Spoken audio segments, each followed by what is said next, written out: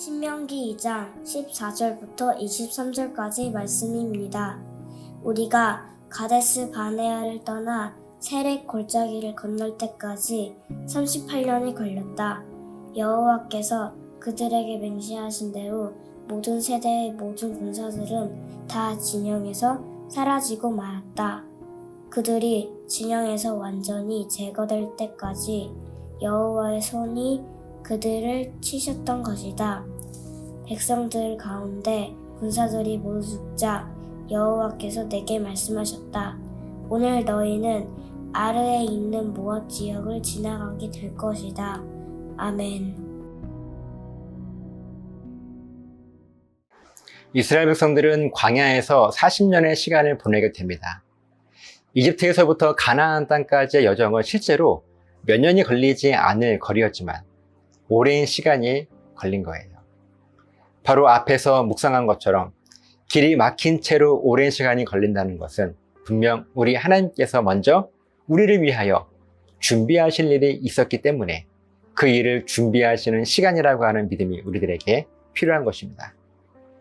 14절 말씀을 보면 모세는 이스라엘 백성들이 가데스 바네아를 떠나 세렛 골짜기를 건널 때까지 38년이 걸렸다고 기록하고 있습니다. 지도를 보면 이집트, 곧 애굽은 가장 왼쪽에 있고 가나안 땅은 오른쪽 이 윗지역입니다.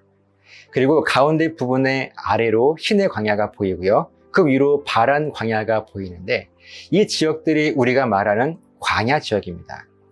그런데 아까 말씀에서 가데스 바네아에서 세렛 골짜기를 건너기까지 38년이 걸렸다고 했는데 이 바란 광야 지역에 있는 가데스 바네아에서 38년간의 시간을 머문 것입니다. 우리는 광야 전체를 40년이 걸렸다고 생각을 하지만 이집트에서 이곳 가데스 바네아까지 걸린 기간이 2년이었고 40년의 그 마지막 38년의 시간을 여기 가데스 바네아에 머물러 있었던 것입니다. 그리고 이제 사해 바로 아래 흐르는 세렛 골짜기를 건너 모압과 암몬을 지나 가나안 땅으로 들어가게 되는 거예요. 다시 14절 말씀을 보면 바로 이 38년의 시간 동안 어떤 일이 있었는가 하면 모든 세대의 모든 군사들은 다 진영에서 사라지고 말았다. 성경은 이렇게 기록하고 있는데 바로 이 가데스 바네아에서 12명의 정탐꾼이 정탐을 마치고 돌아왔고 갈렙과 여호수아를 제외한 나머지 10명의 정탐꾼은 하나님의 구원 약속을 신뢰하지 못하고 우리는 도저히 그 땅을 정복할 수 없습니다. 그 민족들은 거대하기 때문에 우리는 이길 수 없습니다. 라는 고백을 하게 되죠.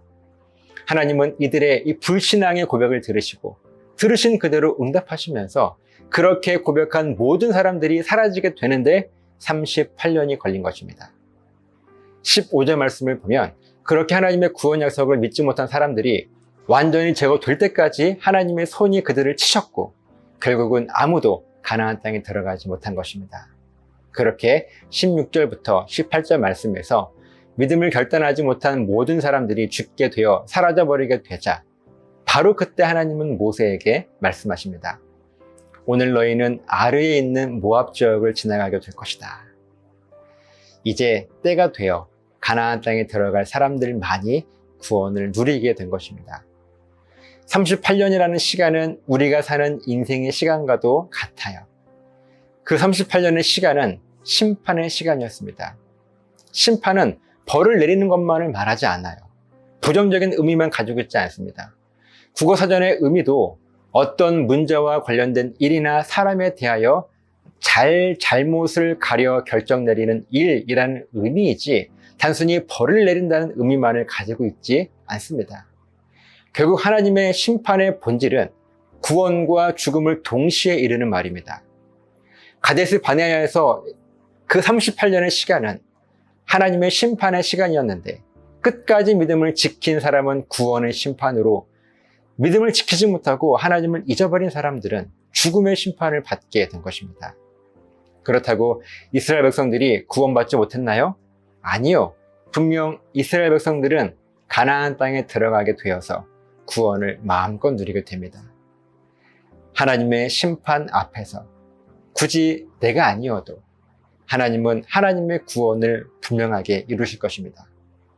내가 죽음의 심판을 받았다 할지라도 생명의 심판을 받은 다른 사람이 있기 때문에 하나님은 우리 인간에게 분명한 구원을 선물로 주셨다는 그 진리가 틀리지 않는 거예요. 내가 받지 못했다고 해서 진리가 흔들리는 것이 아니라는 것입니다. 내가 아니어도 하나님은 반드시 하나님의 구원 사역, 하나님의 일을 이루세요. 그렇다면 여러분은 어떤 심판을 받으셨습니까? 생명의 심판인가요? 죽음의 심판인가요? 하나님의 구원 사역에 바로 내가 쓰임받기 위해서 우리는 오늘도 하나님을 향하여 온전하게 신앙 고백을 하는 것입니다. 그래서 날마다 하나님 앞에 우리의 믿음을 결단하는 거예요. 바로 내가 하나님께 쓰임받기 위해서, 그 구원 사역에 능력 있게 쓰임받기 위해서 말이죠. 자, 여러분이 어떻게 해도 이루어질 하나님의 구원 사역에 아름답게 쓰임받게 되시길 예수님의 이름으로 간절하게 부탁드립니다. 기도하시겠습니다. 하나님, 하나님의 일은, 하나님의 구원은 반드시 이루어집니다. 내가 아니어도 하나님이 그 일을 이루실 텐데 우리가 날마다 주 앞에 온전히 신앙 고백하기를 결단하는 것은 그 하나님의 일에 우리가 쓰임받기 위해서입니다. 나를 사용해 주시옵소서.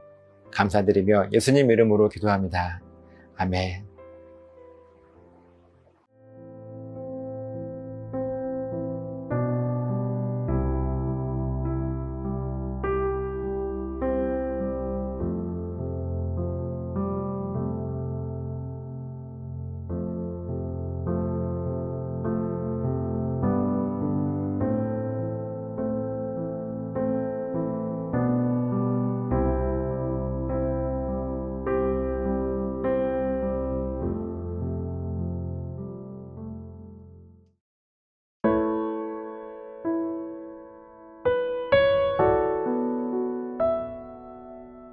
내가 걷는 이 길이 혹 굽어도는 수가 있어도 내 심장이 울렁이고 가슴 아파도 내 마음 속으로 여전히 기뻐하는 까닭은 하나님은 실수하지 않으심일세.